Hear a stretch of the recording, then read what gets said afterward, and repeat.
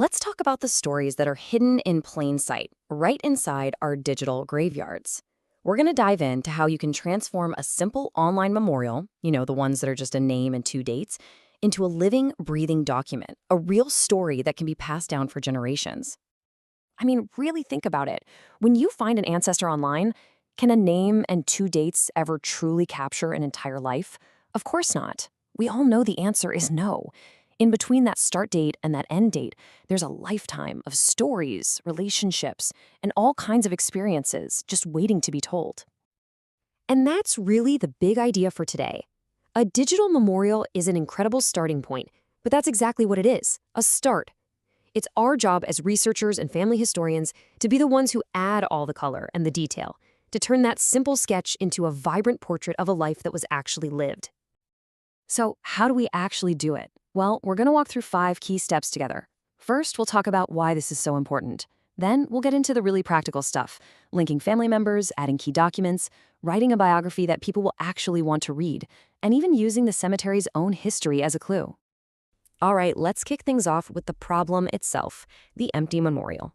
Why is it such a big deal to add more detail in the first place? Well, the answer is pretty simple. An empty memorial leaves a life story completely untold. Every little detail we add isn't just for us, right? It's like a breadcrumb that we leave for the next person down the line. We're essentially filling in the blank pages to create a much richer, more complete legacy for everyone who follows our research path. So let's get right into it. We're going to focus on 4 really powerful enhancements, 4 actionable steps you can take right now to completely transform a digital memorial from just a name and a dash into a real story. First step, linking the family together. This is all about building a digital family tree right there on the memorial page, connecting all the individuals to build a much richer context for their lives. And, the process is actually surprisingly simple.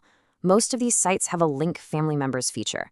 All you need is the memorial ID number for a parent or a spouse to create that connection. And here's the really cool part. They don't even have to be buried in the same cemetery. This lets you connect family branches across the country or even across the world. And believe me, this is way more than just digital housekeeping. It matters because it instantly creates a picture of the whole family unit. But maybe even more importantly, it shows you where the gaps are. Seeing a missing link for a parent or a child isn't a dead end. Nope, that's your next research assignment. Okay, so once you've built out that family web, the next logical step is to back it all up with some proof. That brings us to our second enhancement, uploading key documents. This is the paper trail that provides the hard evidence for the story you're building.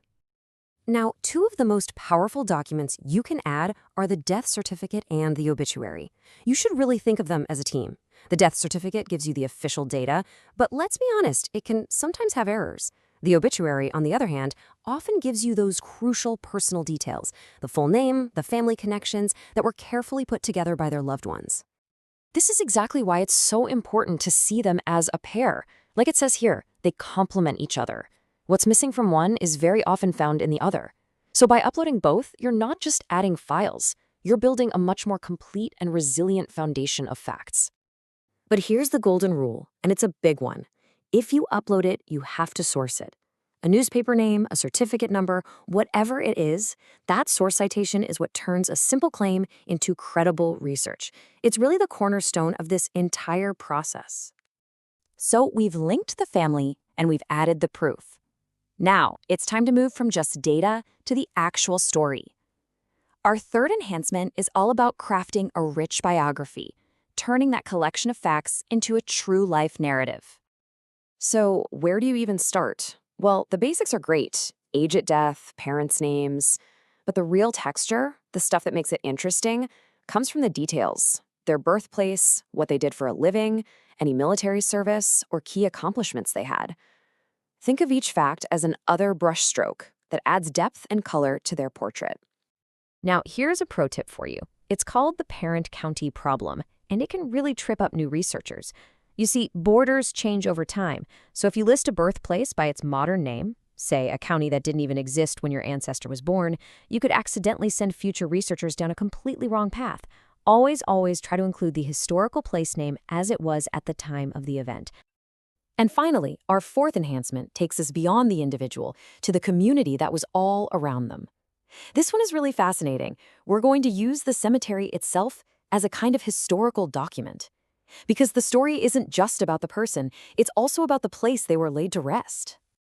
This timeline really shows how it works. A family might start out in a small pioneer cemetery way back in the 1850s. Then, by 1890, as that one fills up, they start using a newer churchyard. Fast forward to 1940, and suddenly you find them in a large city cemetery.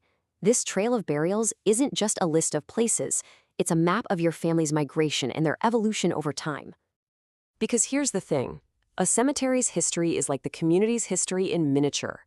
It can reveal migration patterns, social changes, and, as you can see highlighted here, it can even point you to extinct towns, places that have literally vanished from modern maps, but were once home to your ancestors. So ultimately, it all comes down to this. Your ancestors left a trail of clues for you to find. The real question is, what trail will you leave behind for others? By linking, documenting, and telling their stories, you're not just a researcher. You're becoming a good ancestor for the generations of historians who are still to come.